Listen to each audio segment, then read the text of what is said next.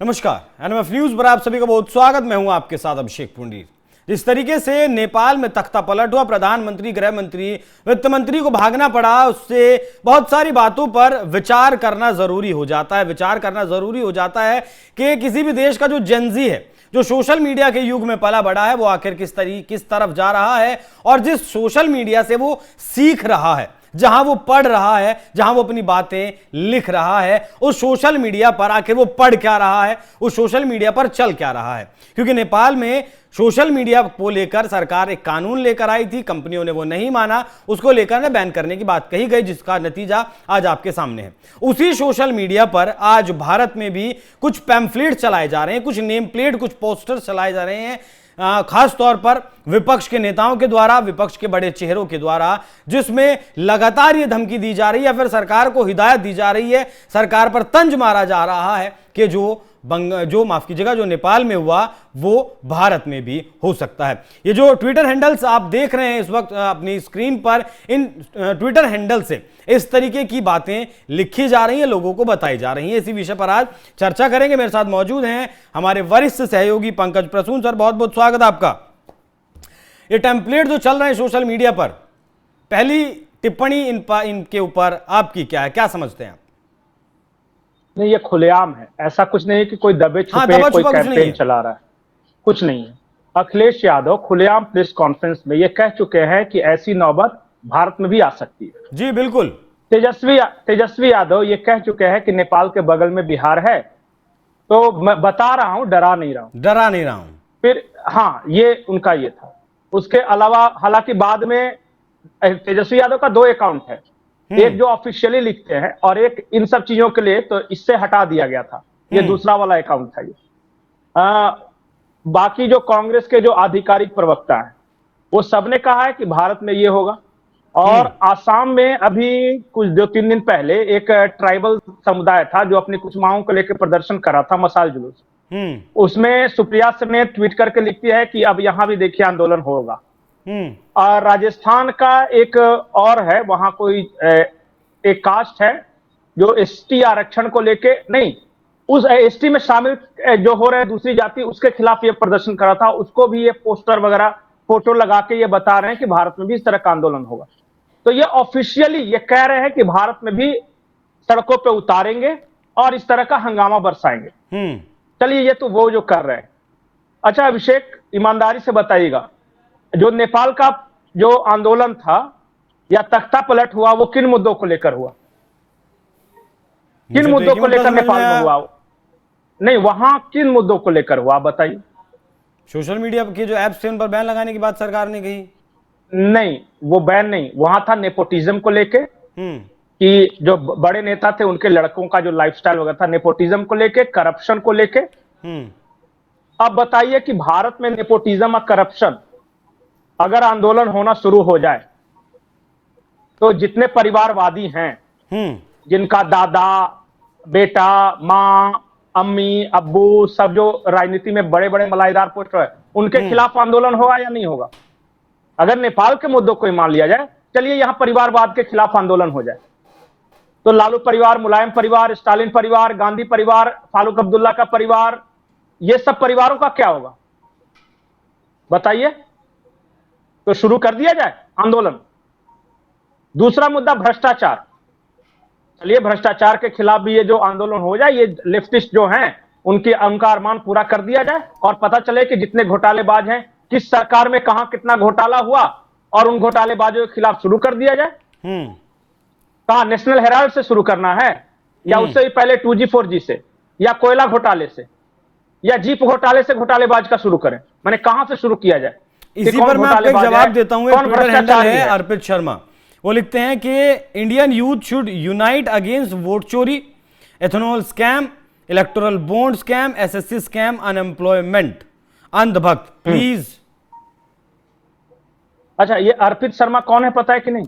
जी, ये विकास शर्मा एक आम आदमी पार्टी का नेता है, खड़ा हुआ था आम आदमी पार्टी से, जमानत नहीं बची, उसी का ये लड़का है।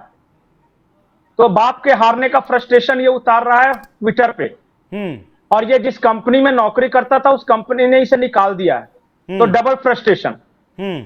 एक तो इनके पिताजी हारे और उसके बाद नौकरी गई, तो ये फ्रस्ट्रेशन क्या करेगा? अर्पित शर्मा को बोलिए कि निकले वो सबसे पहले, वो कह किसको रहा है? ठीक है, बोलिए कि पहले तुम लोग दोनों, पहले दोनों बाप बेटा निकलो क्रांति करने, उसके बाद। अरुंधति लिखती हैं कि the public change the regime in Sri Lanka, Bangladesh, now in Nepal, India badly needs a regime change, agree yes और नो? अरुंधति राय कहां है अभी? विदेश में। तो मैडम जी, आप यूरोप में बैठ के थोड़ी ना यहां तख्ता पलट कीजिएगा, आइए उतरिए सड़कों पे, तब समझ में आया ना कितने लोग आपके साथ हैं। दरअसल अभिषेक, इन लोगों का मास सपोर्ट है ही नहीं। हर किसी को पता है कि अरुंधति राय ने सिर्फ और सिर्फ हिंदुस्तान के खिलाफ में ही काम किया है। आज वो ये कह रही हैं कि हिंदुस्तान में मारकाट चल रहा है। कहां चल रहा है मारकाट, आप बताइए। चलिए मैं आपको गाड़ी से लेकर घूमता हूं पूरे भारत में, कहां पे मारकाट चल रहा है मैं भी तो देखना चाहता हूं। तो बैठ के अमेरिका में बैठ के गिटिर पिटिर अंग्रेजी में कुछ ना कुछ लिखते रहना है और बदले में वहां से डॉलर वसूलते रहना है। और ये धंधा है, ये क्रांति नहीं है। और जो धंधा करता है उसको क्या कहते हैं, उसे मैं नहीं बोलूंगा। देखिए, ये कहा जाता है कि झूठ को भी अगर आप, ये राणा आयूब, अरुंधति राय, ये सब आ जाए ना क्रांति करने, पता तो चले कि आम लोगों से चंदा वसूल के खुद रॉयल लाइफ जी रही है। 5 स्टार में लोग बैठ रहे हैं, फ्लाइट में उड़ रहे हैं, फैशनेबल कपड़े पहन रहे हैं, और यहां के गरीबों का चंदा मार के, चंदा चोर आया था कि नहीं? एक और क्रांतिकारी हैं, गोधरा में हिंसा पीड़ितों से चंदा वसूला और उस चंदा से रॉयल लाइफ जी है। और उन हिंसा पीड़ितों की मदद किसने की? सरकार ने। सिटीजन अगर बसा के दिया, बिजली दिया, आज उनकी जिंदगी अच्छी है, किसने किया? इन लोगों ने किया। ये लोग सिर्फ आग लगाने वाले लोग हैं, आग बुझाने वाले नहीं है। ठीक है, ये चाहते हैं कि लड़े इस देश के लोग आपस में, ताकि इनका, बोलते हैं ना, गिद्ध देखा है ना, गिद्ध हमेशा चाहता है कि लाशें बिछी रहे ताकि उसके खुराक का इंतजाम होता रहे। बिल्कुल, मैं कुछ 2-4 आपको बयान और सुनाता हूं। संजय राउत हैं, ये हादसा किसी भी देश में हो सकता है, सावधान रहिए, भारत माता की जय, वंदे मातरम। उसके बाद नीमो यादव करके एक ट्विटर हैंडल है, ये भी लिखा गया, main stream media houses of Nepal was burnt down to ashes by Nepalis protest. अच्छा, एक अंकित मयंक हैं, ये Gen Z protesters set Nepali गोदी मीडिया ऑफर्स ऑन फायर। आपका बहुत सारे ऐसे हैंडल्स हैं। और ये जो आपका नेहा सिंह राठौर हैं, ये लिखते हैं, वोट चोर को समझदारी दिखाते हुए गद्दी छोड़ देनी चाहिए और नेहा सिंह राठौर को बैठा देना चाहिए ताकि वो तबला बजाते रहे। क्या करना चाहिए, किसको बैठाना चाहिए? जैसे वहां अंतरिम, बांग्लादेश में अंतरिम प्रधानमंत्री बैठा दिया गया, नेपाल में बैठा दिया गया, वैसे अच्छा, एक बात बताइए, भारत में क्रांति करेंगे नेहा सिंह राठौर, क्रांति करेंगे अरुंधति राय जो विदेश में है, क्रांति करेंगे राणा आयूब जो विदेश में रह रही है। कौन क्रांति करेगा? ये राज्यसभा के सदस्य संजय राउत, ये क्रांति करेंगे? पूछेगा कि आम लोगों के बीच गए हुए कितने दिन हो गए आपको, कितने दिन हो गए गए हुए, जब आप किसी नॉर्मल इंसान से मिले तक नहीं है। अपना बेटा मर्सिडीज में घूमे और मॉल बनाए, ठीक और दूसरे का जो गरीब का बच्चा है वो क्रांति करे। सर सुनिए ना, मूल सवाल क्या है? मैं बार बार एक चीज बोलता हूं जी, मूल सवाल यह है कि भारत में जो क्रांति होनी थी ना परिवारवाद के खिलाफ, भ्रष्टाचार के खिलाफ, वो 2014 में हो गई। आज इस देश के हर शीर्ष पद पे ऐसा व्यक्ति बैठा हुआ है जिसका परिवार नहीं है। जैसे कि राष्ट्रपति हो गए, उनका पारिवारिक बैकग्राउंड देखिए, बहुत हम्बल बैकग्राउंड से आती है। उपराष्ट्रपति हो गए राधाकृष्णन साहब, वो हम्बल बैकग्राउंड से आते हैं, बाप दादा कोई नहीं कुछ था। प्रधानमंत्री बैठे हुए एक ऐसे परिवार से जिनका हम्बल बैकग्राउंड आता है। सारे मुख्यमंत्री जो भी चुने गए, चाहे मोहन यादव को देखिए, विष्णु सहाय को देखिए, मोहन मांझी को देखिए, तो ये क्रांति, भारत में क्रांति बड़ी डेमोक्रेटिकली होती है। यहां मॉल में आग नहीं लगाया जाता और न यहाँ राष्ट्रपति भवन जलाया जाता, न लाइब्रेरी की किताबें जलाई जाती है। यहाँ लाइब्रेरी की किताबें पढ़ते हैं लोग और लोकतांत्रिक मतों का इस्तेमाल करके सरकारें बदलते हैं लोग। वैसी सरकारें जो भाई भतीजावाद पे टिकी हुई थी और जो करप्शन पे टिकी हुई थी, वो क्रांति हो चुकी है यहाँ। और इस देश में आज जितनी अपॉर्चुनिटी है, जितनी लोगों के पास मौके हैं, दुनिया के किसी देश में नहीं, किसी देश में नहीं। ठीक है, ये देश आज दुनिया की तीसरी सबसे बड़ी अर्थव्यवस्था बनने वाला है। दुनिया का सबसे तेजी से ग्रोथ रेट है इसका, जीडीपी ग्रोथ रेट। दुनिया के सबसे ज्यादा इनोवेशन इस देश में हो रहे हैं। सबसे ज्यादा कंपनियां इस देश में आ रही हैं। इस देश में एक उमंग है, उत्साह है कि हम अपने देश को सबसे ऊपर लेके जाएंगे, सबसे ताकतवर बनाएंगे। और यह हो रही है क्रांति। क्रांति हो रही है तब जब इस देश में 11 करोड़ गरीब परिवारों को मकान मिल रहा है पक्का। क्रांति हो रही है तब जब इस देश के गांव गांव में बिजलियां मिल रही हैं। क्रांति तब हो रही है जब पक्की सड़कें बन रही है। क्रांति तब हो रही है जब 17 करोड़ महिलाएं स्वयं सहायता समूह से जुड़ी हुई हैं। यह है असली क्रांति। जीवन यहां बेहतर हो रहा है। ये बैठ के अंग्रेज आधा हिंदुस्तानी जाके यूरोप के देशों में बैठ के विदेशी अखबारों में आर्टिकल लिख के भारत के लोगों को भड़काएंगे कि यहां अपनी संपत्ति को नुकसान पहुंचाओ, बिल्डिंगों में आग लगा दो, जात के नाम पे लड़ो, प्रांत के नाम पे लड़ो, भाषा के नाम पे लड़ो, रिलीजन के नाम पे लड़ो। ये कहेंगे कि सिख है वो हिंदुओं से लड़ जाओ। ईसाइयों के साथ अत्याचार हो रहा है, मुसलमानों के साथ अत्याचार हो रहा है, दक्षिण भारत के लोगों के साथ अत्याचार हो रहा है, किसी के साथ अत्याचार नहीं हो रहा है। सिर्फ इस बात की दर्द है कि आपको उखाड़ के फेंक दिया गया इस देश की सत्ता से, और आपका परिवार, आपका बेटा, उसका भविष्य सुरक्षित नहीं है। बाकी हिंदुस्तानियों का भविष्य सुरक्षित है। नेहरू के बेटे इंदिरा का बेटा राजू की बहू ये सोनिया का बेटा राहुल, उसके बाद मराया, मिरिंडा, पता नहीं कौन कौन ये सब है। इन्हीं का राज चलता रहे और नहीं चलेगा तो क्रांति हो जाए। मुलायम सिंह के बेटा अखिलेश के बेटे का राज नहीं आए तो लोग सड़कों पर उतर आए। लालू का बेटा तेजस्वी के बेटे को अगर नहीं सत्ता में हिस्सा मिले तो क्रांति हो जाए। इनके कहने से क्रांति होगी। और इनके साथ है वो लेफ्टिस्ट जिनके सारे का बाल बच्चा अंग्रेज में पढ़ता है, इंग्लैंड अमेरिका में, और यहां कहते हैं कि इंग्लैंड अमेरिका का बहिष्कार करो। ये क्रांति करेंगे। इस देश में सुख और समृद्धि की क्रांति होती है। यहां अष्टलक्ष्मी क्रांति हो रही है नॉर्थ ईस्ट में। जगह जगह रेल पहुंच रहा है, सड़कें बन रही है, सबसे ऊंचा ब्रिज बन रहा है। ये हो रही है असली क्रांति। ये डिस्टर्बिंग एलिमेंट्स है, ये डिवाइड एंड रूल वाले एलिमेंट्स है। ये क्रांति करेंगे। सुनिए सर, मेरा मूल सवाल ये था कि क्या भारत के लोग भड़केंगे?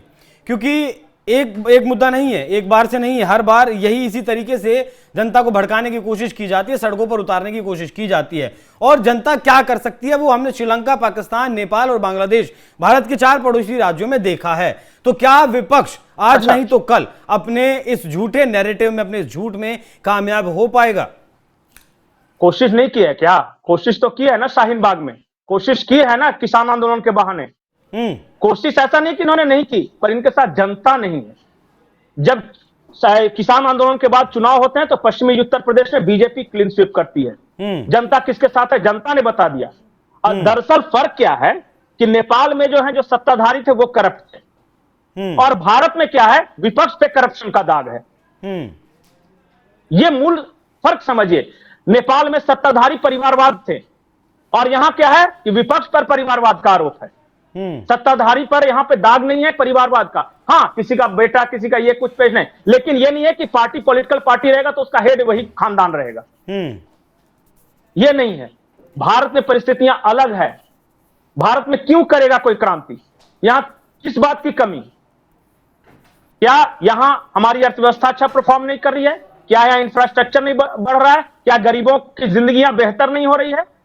आज से कोई भी गरीब मां गंगा में खड़ा होकर कसम खाए कि आज से 10 साल पहले जैसी उसकी जिंदगी थी आज बेहतर हुई है या नहीं हुई है। यहां महिलाओं के पास शौचालय नहीं थे, गरीबों के पास मकान नहीं था, गांव में बिजली नहीं थी, सड़कें नहीं थी, पीने का पानी नहीं था। यह सब प्रोवाइड किया है इस सरकार ने। फिर काहे की क्रांति? और किसके कहने पर क्रांति?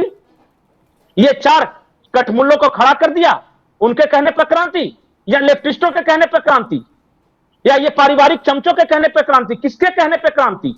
और क्यों क्रांति? किस बात के लिए? आज आप अच्छे से पढ़ो लिखो और भारत में देखो क्या नहीं आपको मिलता है। करना है लोफराई और पता चलेगा करेंगे क्रांति। ठीक है सर, बहुत धन्यवाद सर जुड़ने के लिए और विस्तार से इस विषय पर चर्चा करने के लिए। बाकी भारत का जो विपक्ष है वो लगातार यही चाहता है कि जनता इस देश की सड़कों पर उतरे। नेपाल में जो हुआ, बांग्लादेश में जो हुआ और श्रीलंका में जिस तरीके से हुआ, उस तरीके से भारत में भी तख्ता पलट किया जाए। सर ने उदाहरण आपको दिए हैं कि कोशिश की गई है इस देश में, लेकिन इस देश के लोग समझदार हैं। विपक्ष के उस झूठे नैरेटिव के साथ लोग नहीं हैं और यही खिस्याहट विपक्ष के अंदर फिलहाल मौजूद है। बाकी आप लोग इस विषय पर क्या सोचते हैं, अपनी राय हमें कमेंट कर जरूर बताइएगा। नमस्कार।